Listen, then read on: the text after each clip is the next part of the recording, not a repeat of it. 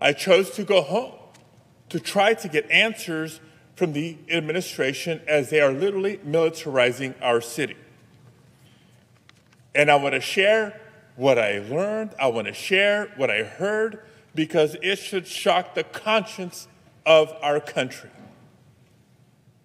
Now, one of the first items on my schedule last Thursday was a meeting and a briefing with General Guillot, the four-star general in charge of U.S. Northern Command. Many of you know him. The briefing was scheduled at the federal building in West Los Angeles, where they're overseeing these military operations. Now, colleagues, when the United States military is deployed domestically, when our troops are deployed against the wishes of the governor for the first time since 1965, against the wishes of the local mayor, and even against the wishes of local law enforcement, both the police chief and the sheriff, we are in uncharted territory. So in my effort to do my duty to conduct congressional oversight and to try to get answers from the Department of Defense that state and local officials were not receiving, I went to the federal building in West Los Angeles. I was met at the entrance, by a National Guardsman and an FBI agent who escorted me through security screening and up to a conference room for my scheduled briefing. While waiting for my scheduled briefing with General Guillot, I learned that Homeland Security Secretary Noem was holding a press conference literally just down the hall. And that press conference was causing my briefing to be delayed. The thought occurred to me that, well, maybe I could attend this press conference and listen in. Just listen, in the hopes of hearing Secretary Noem provide some new information that could help us make sense of what was happening. I didn't just get up and go. I asked and was escorted by the National Guardsman and the FBI agent into the press conference. They opened the door for me. They accompanied me into the press briefing room. And they stood next to me as I stood there for a while, listening. And at one point, the United States Secretary of Homeland Security said that the purpose of federal law enforcement and the purpose of the United States military was to, quote, liberate Los Angeles from our governor and our mayor, to somehow liberate us from the very people that we democratically elected to lead our city and our state. Colleagues, let that fundamentally un-American mission statement sink in. That is not a mission focused on public safety. And that simply is not and cannot be the mission of federal law enforcement and the United States military. To my colleagues on both sides of the aisle, are we truly prepared to live in a country where the president can deploy the armed forces to decide which duly elected governors and mayors should be allowed to lead their constituents? Is that really the precedent that we're okay with setting? As Secretary Noem herself said last year when she was governor of North Dakota, at the time she said, quote, if Joe Biden federalizes the National Guard, that would be a direct attack on states' rights. That was Governor Noem, now Secretary Noem. Now, throughout this country's history, we've had conflict, we've had tumult, but we've never had a tyrant as a commander-in-chief. And that is not by coincidence. It's because the American people have always been willing to speak up and exercise their First Amendment right to protest, especially when our fundamental rights have been threatened. And as the proud son of immigrants from Mexico, it's that same right that I came to revere when marching through the streets with my family and my friends in 1994 in Los Angeles, protesting against the vile anti-immigrant rhetoric that was growing in California at that time. It was that year that a Republican governor was up for re-election and was down in the polls. And he turned to scapegoating immigrants to try to improve his political standing and his re-election chances. That fight is what inspired me to leave an engineering career behind and dedicate myself to trying to influence our government and our politics. So I've seen this before.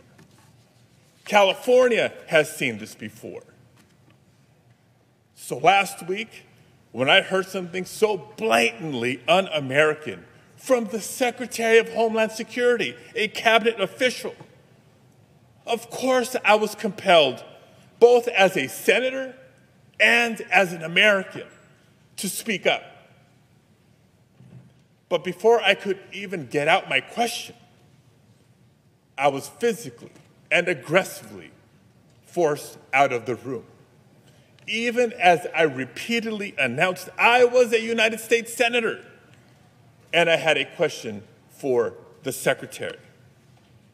And even as the National Guardsman and the FBI agent who served as my escorts and brought me into that press briefing room stood by, silently, knowing full well who I was. You've seen the video. I was pushed and pulled, struggled to maintain my balance.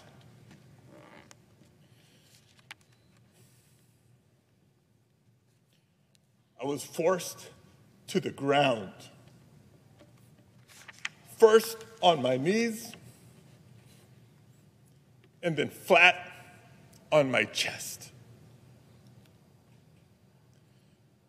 And as I was handcuffed and marched down a hallway, repeatedly asking, why am I being detained? Not once did they tell me why. I pray you never have a moment like this. But I will tell you, in that moment, a lot of questions came to my mind. First of all, where are they taking me? Because I know I'm not just being escorted out of the building. Am I being arrested here? And what will a city already on edge from being militarized think when they see their United States senator being handcuffed just for trying to ask a question? And what will my wife think? What will our boys think?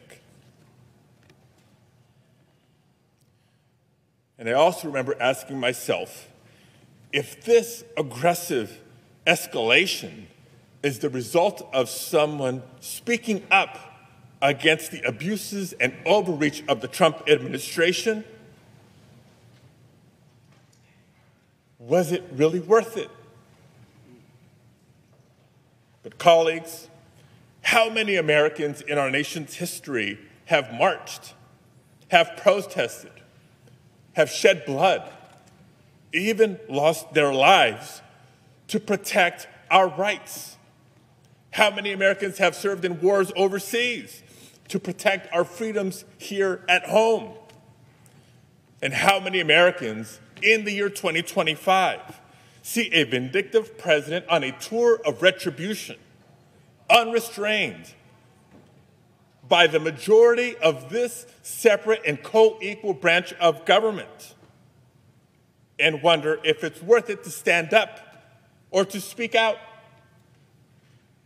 if a United States senator becomes too afraid to speak up, how can we expect any other American to do the same?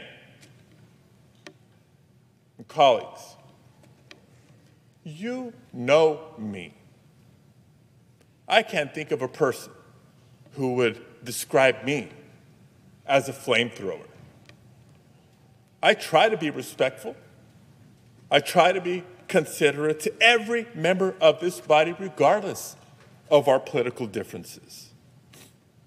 And so I do want to take a moment to thank all of my colleagues on both sides of the aisle who have reached out to share your messages of support, whether they were public messages or many in private. Trust me, they mean the world to me, and I know they mean the world to my family. But if you watched what unfolded last week and thought what happened is just about one politician and one press conference, you're missing the point.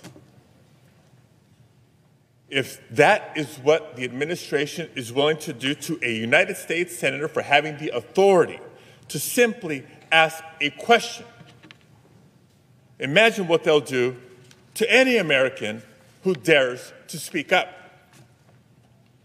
If what you saw happen can happen when the cameras are on, imagine not only what can happen, but what is happening in so many places where there are no cameras. Colleagues, this isn't about me. In fact, it's not just about immigrant communities or even just the state of California. It's about every single American who values their constitutional rights. It's about anyone who's ever exercised their First Amendment rights, or anyone who's ever disagreed with a president, or anyone who simply values our democracy and wants to keep it. Now, the president will tell you that this is just about undocumented immigrants, about law and order, and about targeting dangerous, violent criminals. If it was just about targeting dangerous, violent criminals, there would be no disagreement, there would be no debate. But we know differently. We don't think, we know differently. Public data released by the administration shows that the majority of immigrants currently in ICE custody have no prior criminal conviction. And new reporting shows that less than 10% of immigrants taken into ICE custody since October have no serious criminal convictions. Less than 10%. But a couple of weeks ago, it seemed that Donald Trump was at the lowest point of his presidency so far. He was drowning in a week of terrible headlines. The American people were finally waking up to the realities of the budget reconciliation bill that will cut health care, nutrition assistance, and good-paying, clean energy jobs while reducing the tax burden on billionaires. He was losing his tariff wars as the costs for everyday goods were continuing to rise. His promises to end Russia's invasion of Ukraine were falling flat, and he'd been handed loss after loss in federal court. He even had a very public breakup with Elon Musk. And I mention this only because we know what happens when the headlines turn on Donald Trump. When Donald Trump is having a bad week, he turns to the same tired playbook he always has. When in doubt, scapegoat immigrants and manufacture a crisis to distract the media from what's going on. That's the reason ICE raids ramped up in California. And when Californians took to the streets to peacefully protest, he bypassed the governor and federalized the National Guard. And even with their presence over a couple of days as things began to settle, he escalated even further by sending in the Marines. He wants the spectacle, not just to distract, but to justify his undemocratic crackdowns and his authoritarian power grabs. That's the reason why, even though the vast majority of protests have remained peaceful, what a weekend. That notwithstanding, the president, the vice president, and their allies have continued to call all the protesters out there insurrectionists. Yes, this is the same man who provoked an actual insurrection at our Capitol on January 6th. The same man who incited a violent mob carrying Confederate flags against Congress. The same man who then pardoned the convicted felons who assaulted our brave Capitol police officers. Donald Trump is continuing to test the boundaries of his power, and he's surrounded himself with yes men and underqualified attack dogs, from the DHS secretary to the FBI director to the Secretary of Defense, who will rubber stamp every anti-democratic step he takes. This administration's officials, and maybe not all, but many Republicans in Congress, may choose not to do their job, but they cannot stop me from doing mine. And I refuse to let immigrants be political pawns on his path towards fascism. Again, if you really think this is just about immigrants and immigration, it's time to wake up. What's happening is not just a threat to California, it's a threat to everyone in every state. If Donald Trump can bypass the governor and activate the National Guard to put down protests on immigrant rights, he can do it to suppress your rights too. If he can deploy the Marines to Los Angeles without justification, he can deploy them to your state too. And if he can ignore due process, strip away First Amendment rights, and disappear people to foreign prisons without their day in court, he can do it to you too. Because California is just a test case for the rest of the country. Last week, for many, was a warning shot, but I pray that it also serves as a wake-up call. We've now seen, since Thursday, we've now seen Trump threaten to do the same in other cities run by elected Democrats. He's saying the quiet part out loud. It doesn't matter if you're a Republican or a Democrat or an independent. We all have a responsibility to speak up and to push back before it's too late. So I do encourage people to keep peacefully protesting. There's nothing more patriotic than to peacefully protest for your rights. Because no one's going to liberate Los Angeles but Angelenos. No one will redeem America but Americans. No one is coming to save us but us.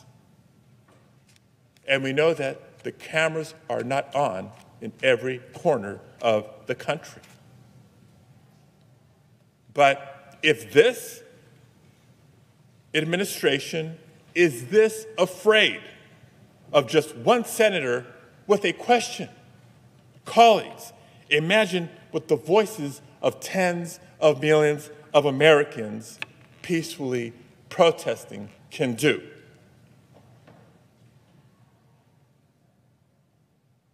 I thank you all for being here to hear me, and I thank you, Mr. President.